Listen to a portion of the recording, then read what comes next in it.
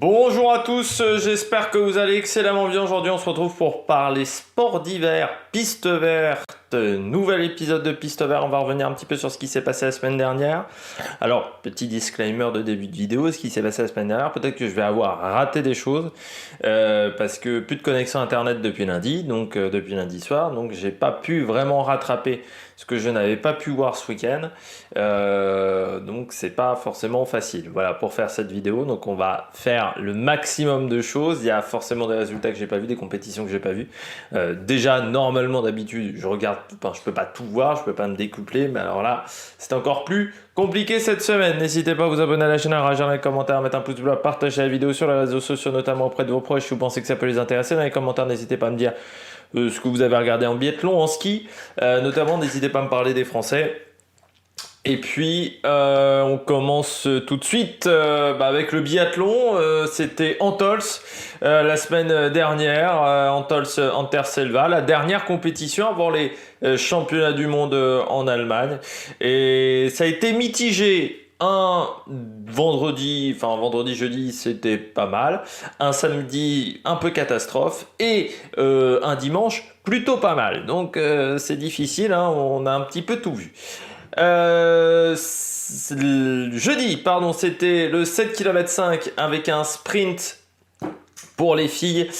Dorothea Virer qui s'est imposée au bon moment, juste avant les championnats du monde, qui a fait une belle performance juste devant Chloé Chevalier et Elvira Heuberg. Donc ça va de mieux en mieux, je dirais, pour Dorothea Virer qui avait commencé vraiment très doucement et qui a réussi à accélérer le rythme.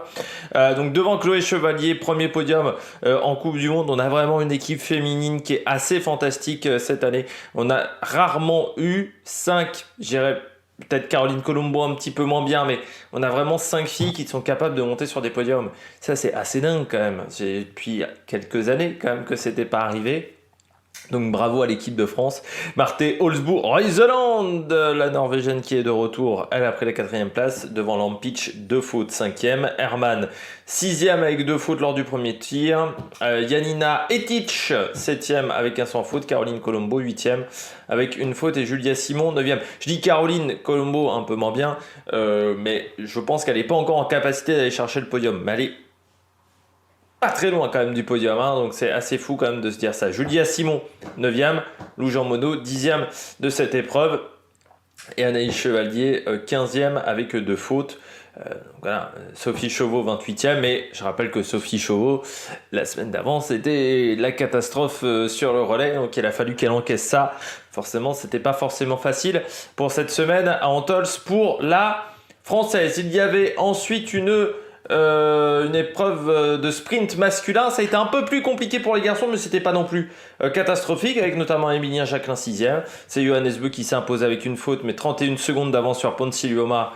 Bon, en ce moment, il est intouchable. La grid, malgré un sans faute, est à 37 secondes. Riese, avec une faute, est à 56. Christiansen à 57 secondes, 5e. Et donc, Emilien Jacquelin, c'est un peu le souci au niveau des skis en ce moment pour les Français, parce que malgré une seule faute, 1,07, ça fait un peu mal. Devant Tommaso Giacomal, Simon Eder, Estrello et Fabien Claude à 2 fautes 10e.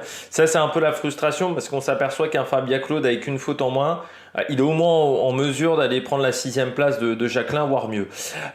Du côté des autres Français dans cette épreuve, 2 fautes pour Antonin Guigon à 19e, Quentin Fillon-Maillet à 3 fautes 20e. Ça va vraiment pas fort, hein, pour Quentin Fillon-Maillet qui n'a pas les jambes de l'année dernière et qui ne comprend pas vraiment pourquoi il n'arrive pas à performer. Il faut vraiment qu'il fasse des sans fautes, hein, pour finir dans le top 10, donc c'est quand même très compliqué pour lui. Et puis Oscar Lombardo, 42e avec 2 fautes lors de cette épreuve. On poursuit avec les poursuites du samedi. Donc pour les filles comme pour les garçons, ça a été compliqué. Victoire chez les filles de Denise Herrmann avec 2 fautes juste avant les championnats du monde, c'est intéressant aussi. Juste devant Lisa Vitozzi qui continue, hein, encore un sans faute pour Vitozzi. Elle est en grande forme. Vraiment, elle fait un bon mois de janvier, Lisa Vitozzi. Elvira Heuberg, 3e. Anna Heuberg, 4e. Marthe Holbourg-Reuseland 5e, et le fait qu'Elvira Heuberg fasse 3e, ça n'a pas fait les affaires de Julia Simon, la leader de la Coupe du Monde, qui a pris une mauvaise 18e place avec surtout 7 erreurs au tir. Anaïs Chevalier, elle avait fini 13e avec 3 erreurs. Lou Jean Monod était 8e, meilleure française avec 3 erreurs également à 1,07, et Chloé Chevalier donc 4 fautes 15e. Et c'est dommage pour Chloé Chevalier parce qu'il y avait moyen quand même de mieux faire vu sa performance sur le sprint. Elle s'est un peu écroulée. Puis Caroline Colombo 23e avec 5 fautes, et Sophie Chauveau 3 fautes 24e. Ça allait un peu mieux sur la poursuite pour Sophie qui a vraiment vécu une semaine pas facile, il faut le dire. Et puis chez les garçons, voilà, c'était la débandade. Alors Johannes Beu vainqueur devant Sturla Lagrid, Ponzi Lioma 3e devant Roman Ries, Johannes Dalleux et Christensen, et puis derrière Quentin Fillon-Maillet 13e, Émilien Jacquelin 14e, Quentin Fillon-Maillet 4 fautes, Émilien Jacquelin 5 fautes dans cette épreuve, Fabien Claude 6 fautes 23e, et l'Oscar Lombardo 3 fautes 35e. Donc voilà, vraiment une épreuve compliquée, mais il y avait les relais. Du côté des relais, ça s'est bien passé du côté des Français, avec la victoire de l'équipe de France chez les filles, avec seulement 2 pioches. C'est-à-dire que ça a été un relais d'une précision assez dingue, seulement 2 pioches. Ça n'arrive quasiment jamais d'arriver à ce niveau-là. Une pioche pour Lou Jean Monod, une pioche pour Anaïs Chevalier, et puis ensuite 0 pioche, que ce soit pour Chloé Chevalier ou Julia Simon, donc vraiment assez formidable. La Suède, deuxième, avec 8 pioches, et l'Allemagne 3e avec 10 pioches. L'Italie 6 pioches, mais un tour de pénalité, prend la 4e place devant l'Autriche. 5e du côté des garçons, eh bien la France finit 2e derrière la Norvège intouchable avec 6 pioches. La France fait également 6 pioches, mais on finit à 59 secondes avec Antonin Guégona, Fabien Claude, Émilien Jacquelin, Quentin Fillon-Maillet. J'avais oublié de dire que chez les filles, c'était Lou Jean Monod, Anaïs Chevalier-Boucher, Chloé Chevalier et Julia Simon. La France finit 2e devant l'Allemagne avec 11 balles de pioche, la Suède 13 balles de pioche et un tour de pénalité, et l'Italie à 7 balles de pioche, 5e à 2,47. On regarde donc le général de la Coupe du Monde. Pour le moment, c'est Julia Simon qui est en tête avec 811 points, Elvira Heuberg à 735 points, Elisa Vitozzi 3e, 641 points, Dorothea Virer 4e avec 603 points, et 588 points pour Denise Herrmann qui est 5e. Les autres Françaises, Anaïs Chevalier 11e, Lou Jean Monod est 12e, Chloé Chevalier est 16e, Sophie Chauveau est 18e, et Caroline Colombo est 18e. Je rappelle également qu'il y a une pause championnat du monde, donc on ne va pas reprendre avant fin février-mars pour les Coupes du Monde, où on attaquera vraiment la fin de saison. Du côté du biathlon, du côté des garçons, Johannes Beu en tête assez largement, 1139 points, il peut même faire des impasses, il a encore de l'avance devant sur la grid. Christiansen 3e, et un Quentin Fillon-Maillet qui est 4e, mais pas une très grande semaine pour Quentin Fillon-Maillet, devant Martine Ponti-Lioma, Johannes Dalleux, Bénédicte Doll, Tarier Beu, Roman Ries, Émilien Jacquelin 10e, Fabien Claude est 11e, Antonin Guégona est 23e dans ce classement de la Coupe du Monde, avec un Émilien Claude 37e, Éric Perrault 47e dans ce classement de la Coupe du Monde, et Oscar Lombardo est 74e avec 9 points. Je précise également qu'on parlera des championnats du monde handisport la semaine prochaine lors du prochain Piste Verte. On va essayer peut-être même de faire un Piste Verte spécial sur ces compétitions handisport, parce qu'on a pas mal de médailles, que ça soit notamment Arthur Baucher, mais pas seulement, dans ces disciplines-là. Et on passe aux autres épreuves. On poursuit avec le ski alpin. Le programme était très chargé du côté du ski alpin. On a récupéré pas mal d'épreuves qui n'avaient pas pu se dérouler à cause des conditions climatiques début janvier et même en décembre. Donc on a remis pas mal de courses au programme, ce qui fait que le calendrier est vraiment très dense en cette fin du mois de janvier, et qu'en plus, à rajouter à ça, il y avait Kitzbühel notamment, un petit peu la mecque du ski, toujours aussi impressionnant, la descente de Kitzbühel. On commence par la descente de Kitzbühel avec la victoire le vendredi de Vincent Kriechmeier devant Florent Scheider, Nils Hintermann. Donc c'était un peu une surprise avec un Odermatt qui est tombé. Notamment c'était c'était un petit peu compliqué. Kill 2 faisait que 16 et avec un Cyprien Sarrazin premier français 10e, ce qui était plutôt pas mal pour notre français. Johan Claret était 18, Nils Allègre était 23 du côté de l'équipe de France et Blaise Guizan-Damier 30e avec un Maxence Puisaton 36e dans cette descente qui est toujours aussi difficile, où il faut prendre quand même pas mal de risques pour être performant. Il y avait la deuxième descente de Kitzbühel, la victoire cette fois-ci d'Alexander Amott Kill 2, qui est quand même très performant sur les épreuves de vitesse depuis le début de saison, qui était sur une belle série avant sa contre-performance, sa 16e place lors de la descente numéro 1. Un Johan Claret qui a été fantastique, c'est-à-dire que je rappelle qu'il a 42 balais quand même, Coco, donc réussir à faire ça c'est bien. Travis Ganong qui avait déjà fait une bonne première manche à Kitzbühel, là a fait une deuxième course également de qualité. Mathias Cassé, Vincent Kreischmeier 5, un peu moins bien le deuxième jour.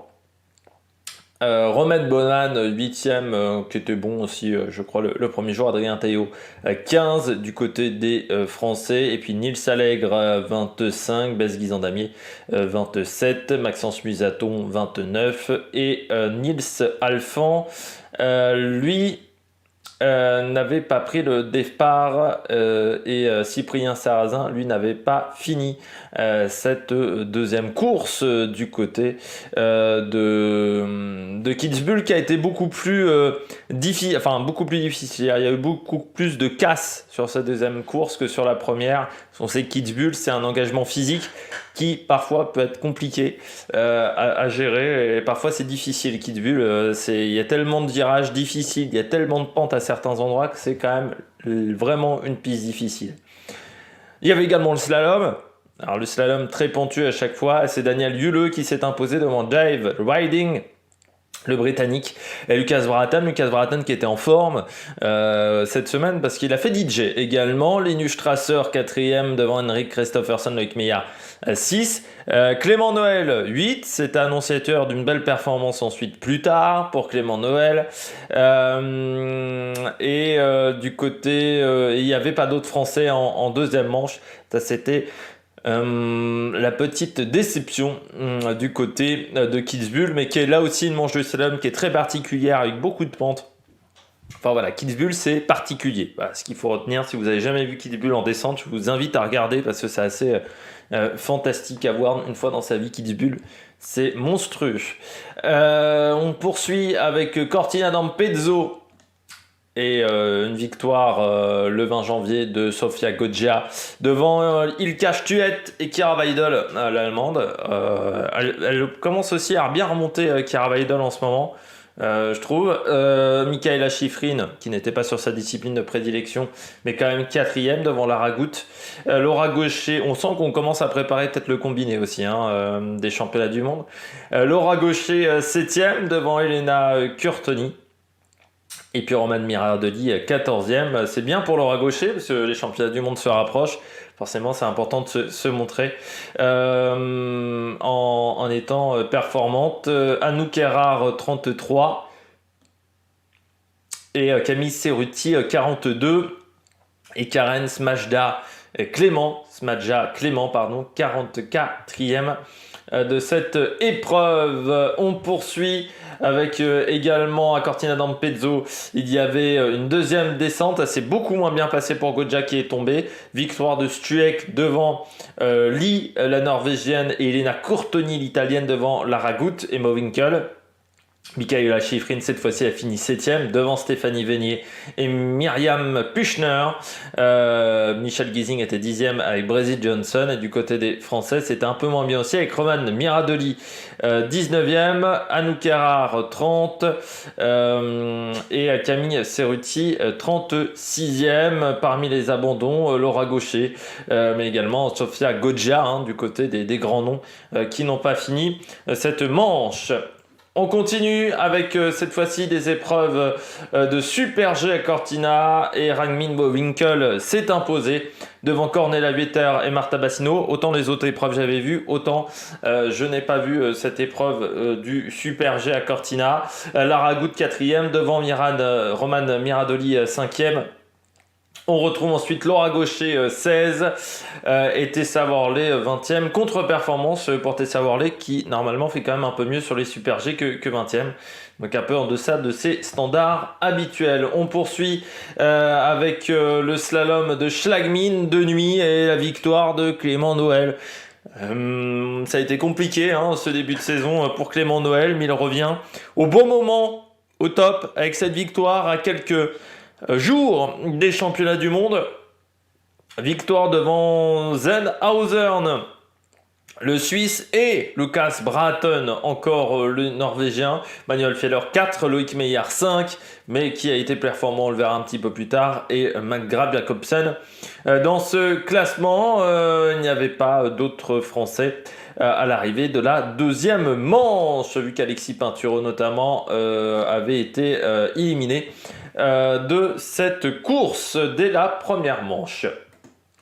On poursuit à Schlagmin avec un slalom géant et cette fois-ci c'est Loïc Meyer qui s'est imposé devant Gino Caviezel et Marco Schwartz. Comme quoi il n'y a pas que Odermatt en Suisse, il y a une très belle équipe du côté des disciplines techniques en Suisse. Loïc Meyer, moi je dis toujours, il a le talent Loïc Meyer. Le problème c'est que souvent il est irrégulier, c'est-à-dire que même dans une manche il est capable de faire des bonnes parties très rapides et puis ensuite de se rater à un moment dans une portion, et il a du mal souvent à enchaîner deux manches de même qualité. Et bien là c'est ce qu'il a réussi à faire Loïc Meyer, parce qu'il est donc meilleur temps de la première manche assez largement avec 1:09.05 et il est deuxième temps de la deuxième manche avec 1:09.72 à part Gino Caviezel qui a été meilleur en deuxième manche. Donc c'est une belle performance. Alexis Pinturo 7e de ses épreuves, Mathieu Fèvre 17 et Clément Noël je crois n'y était pas. Je crois avait décidé de faire l'impasse comme Marco Odermatt. Je crois qu'il n'y avait pas Clément Noël, ou soit je l'ai raté. Clément Noël dans mon classement. Non, c'était du slalom géant. En plus, je suis con, il n'y avait pas Clément Noël sur un slalom géant. Et, je rappelle, j'enregistre, c'est 19h07. Je crois que c'est ma 4e vidéo de la journée. On est sur un... Voilà, c'est compliqué à cette heure-là. Des fois, on peut faire des erreurs. Il y avait également Kronplatz avec du slalom géant remporté par Shiffrin devant Lara Gut et Brignonnet. Je trouve que Lara Gut commence à vraiment monter en puissance. Elle a eu un début de saison pas catastrophique mais qui était pas top, et je trouve que là ça va de mieux en mieux, alors que Petra Vlhova est peut-être sur une petite descente de performance en ce moment. Donc Brignonnet 3e, Petra Vlhova, Tessa Worley, Sarah Hector 6 et Marta Bassino 10 dans cette épreuve, et Coralie Fras tombée, elle a fini 24e. Il y avait une deuxième épreuve de slalom géant parce qu'on rattrapait des épreuves annulées, et là c'est Mikaela Shiffrin qui s'est imposée devant Mowinckel, Sarah Hector et Petra Vlhova et Lara Gut. Mowinckel qui fait aussi une très bonne période en ce moment, ça fait depuis une semaine et demie qu'elle est vraiment très performante, Radnik Mowinckel, qu'elle est vraiment présente sur les podiums. Tessa Worley 6, Federica Brignonnet 8 dans cette épreuve. Et il n'y avait pas d'autres Françaises lors de la deuxième manche, ce qui fait qu'on passe au classement de la Coupe du Monde. Du côté de la Coupe du Monde, c'est Mikaela Shiffrin qui est en tête, qui a pris une belle avance, quasiment 700 points d'avance sur Petra Vlhova. On retrouve ensuite Lara Gut qui revient à 40 points de Petra Vlhova, Federica Brignonnet et Mowinckel. Sofia Goggia donc se retrouve 8e, mais toujours première en vitesse, même s'il a perdu quand même pas mal d'avance avec notamment sa chute. Tessa Worley, première française 15e, et notre deuxième française c'est Roman Miradoli qui est 26e du côté des garçons. Et bien c'est toujours Marco Odermatt qui est en tête, mais il a lui aussi perdu énormément de son avance avec ses impasses du fait de sa chute à Kitzbühel, qui lui a posé des problèmes au niveau du genou, et ce qui fait que Kilde est revenu à 200 points de Odermatt. Alors ça fait encore pas mal d'écart, mais ça se rapproche. Henrik Kristoffersson lui est 3e devant Kretschmayr, Loïc Meyer 5e, Alexis Pinturo 7, Johan Claret 15, Clément Noël 21e avec sa victoire et Nils Allègre 34e dans ce classement du ski alpin en Coupe du Monde. On avait aussi au programme cette semaine du ski de fond. Du côté du ski de fond, c'était Livigno, c'était du sprint cette semaine à Livigno. C'est vrai qu'on n'en avait pas eu beaucoup depuis le début de saison du sprint. Il y avait eu Ruka, il y avait eu ensuite sur le Tour de Ski. Et donc là, du côté de Livigno, c'était le retour aussi après le Tour de Ski. Et bien, victoire chez les filles triplé suédois même, de Södling, de Van Dahlqvist et Ribom. On sait que les Suédois sont extrêmement forts en sprint. Les Suédoises, elles ont une dream team. Devant Freundrich qui avait remporté l'épreuve sur le Tour de Ski, Swan et Julia Kern qui étaient en finale. Lena Quintin, elle avait été éliminée en quart de finale. Comme Melissa Gall qui progresse quand même en ce moment dans cette épreuve. Du côté du ski de fond, il y avait la même épreuve chez les garçons. Là, c'est Johannes Klebe qui s'est imposé devant Richard Jouve, Rebli, Goldberg, Gronde et Renauger qui étaient en finale. Très belle performance de Renauger. Lucas Chanava, lui, avait été éliminé en demi-finale. Et en quart de finale, c'est Michael Elveger, l'Italien, mais surtout Jules Chapaz, voilà, qui avait été imité du côté des Français. Et puis il y avait des épreuves par équipe. C'est la Suède 2 qui s'est imposée devant la Suède 1 et les États-Unis. Donc autant vous dire qu'en ce moment, la Suède, ça domine quand même. La France a fini 13e de cette épreuve avec un temps de 13:37,87. C'est dommage. Et du côté des garçons, eh bien, la victoire de Renauger avec Richard Jouve devant l'Italie de Fabiani et Pellegrino, la Suisse de Ribli et Gron. Magnifique victoire de l'équipe de France qui fait vraiment... on sait que le sprint, ça a été une grosse déception à Pékin parce que si on avait été à notre niveau, normalement on aurait pris le titre. Et la France numéro 2 qui a fini 13e avec Jules Chapaz et Lucas Chanava. Et puis c'est fort de se dire qu'on a fait ça alors qu'on n'a pas mis Lucas Chanava et Richard Jouve ensemble. C'est-à-dire qu'on a mis Renauger. Donc vraiment, il y a une densité aussi en France du côté de cette discipline et ça fait du bien. Ce qui fait qu'au niveau du classement de la Coupe du Monde, et bien chez les filles, c'est toujours Thierry Leveng qui est en tête devant Frida Karlsson, Niskanen et Jessie Liggins. Et du côté des garçons, eh bien c'est Klebe qui est en tête devant Goldberg, Pellebrico, Hollund. Les premiers français, c'est Richard Jouve 14e et Lucas Chanava 16e. Il y avait également du saut à ski. Du côté du saut à ski, on était à Sapporo au Japon et le grand retour de Ryoyu Kobayashi aux avant-postes parce que c'est vrai que ça n'a pas été trop le cas cette année. Ryoyu Kobayashi qui s'est imposé devant David Kubacki et Granerud encore sur le podium, devant Camille Stor et Stefan Kraft. On reprend un petit peu les mêmes de la tournée des 4 tremplins dans le top 10. Il y avait 3 épreuves de saut à ski du côté de Sapporo. Sur la deuxième, c'est Stefan Kraft qui s'est imposé devant Granerud et Kobayashi. Kubacki était 4e cette fois-ci, Schofenig 5, Fettner 6. On avait une 3e épreuve et là, c'est Kobayashi qui s'est de nouveau imposé devant Granerud et... La petite surprise, c'était Essen Bichler, mais trop irrégulier cette année, Essen Bichler, devant Prevec, les domaines Prevec, Forfang, Peter Prevec, Schofenig, Zila, Lanisek et Timizac. Kubacki seulement 11e, ce qui fait qu'au classement de la Coupe du Monde chez les garçons, bien Granerud est en tête, mais il prend un petit peu d'avance sur Kubacki, mais le match est encore très très serré avec seulement 26 points d'écart entre les deux. On retrouve ensuite Angela Nisek, Stefan Kraft, Piotr Zila dans le top 5 de cette discipline. Il y avait également du ski cross, c'était du côté de Idré avec 2 épreuves de ski cross chez les filles et chez les garçons. La première épreuve chez les garçons a été... Oui, hop là, ça m'a fait une petite surprise. La première épreuve a été remportée par David Moberg devant Rhys Houdon et Eric Moberg.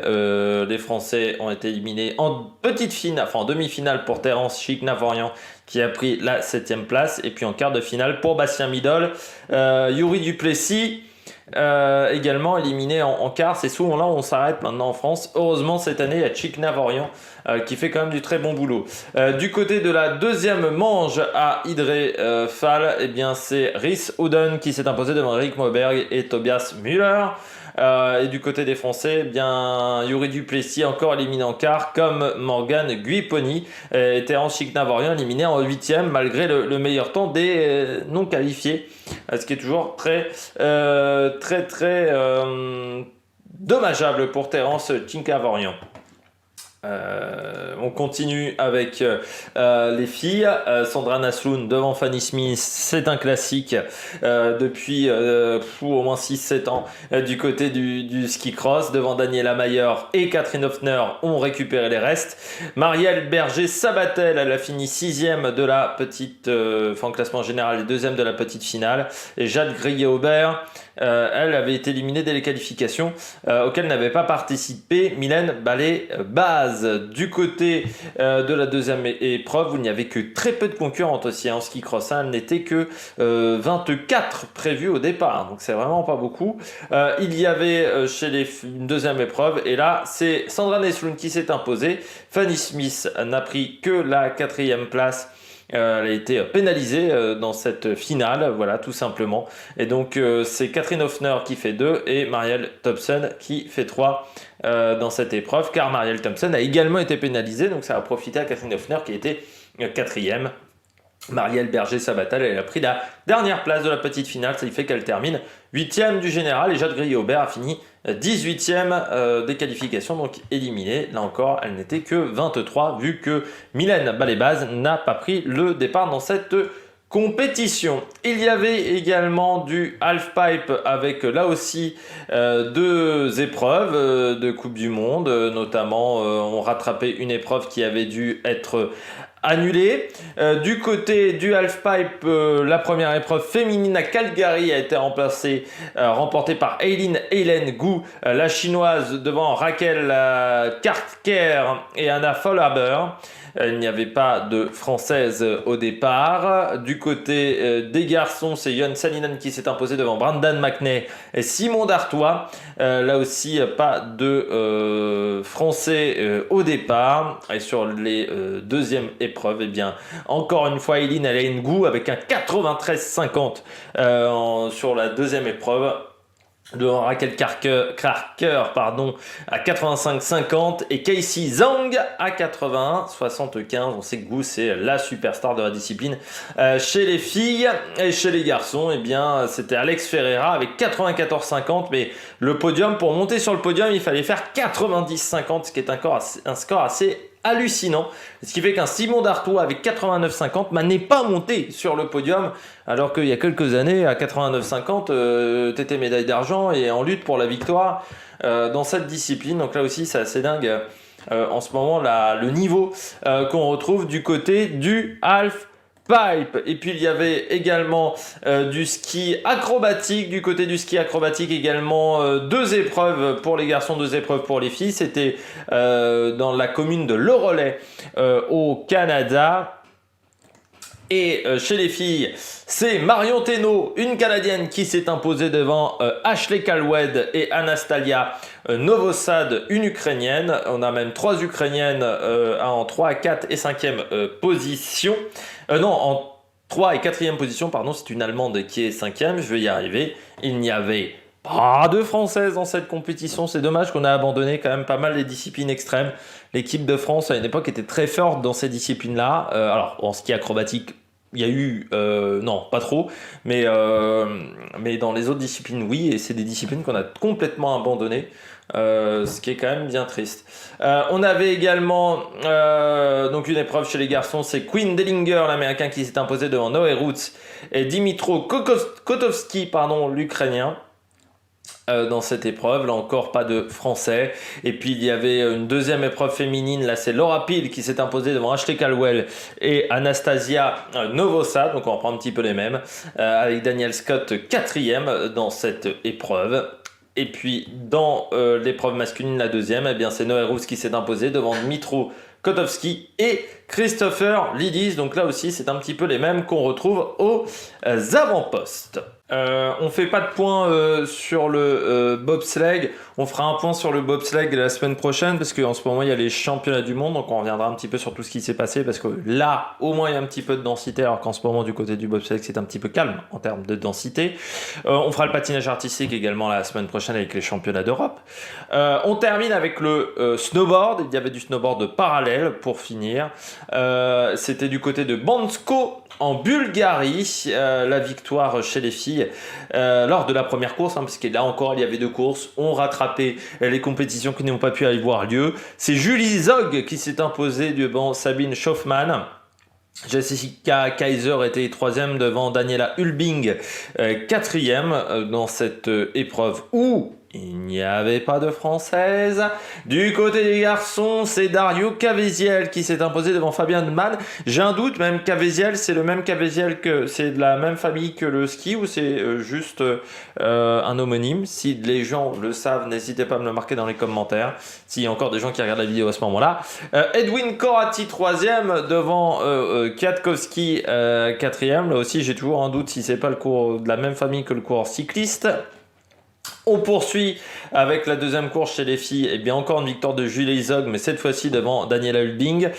En petite finale, on avait Patricia Kummer devant Tsubaki Miki dans cette épreuve. Et puis chez les garçons, eh bien Maurizio Bormolimi, Arvid Auner deuxième et Stefan Baufmeister et Radoslav Yankov quatrième dans cette épreuve. J'espère que vous avez aimé cette vidéo. Donc encore une fois dans des situation un petit peu compliquée parce que je n'ai pas d'internet, donc pour regarder les compétitions c'est extrêmement compliqué. Je favorise quand même le cyclisme sur la chaîne parce que c'est quand même ça qui fait le plus de vues, on va pas se mentir.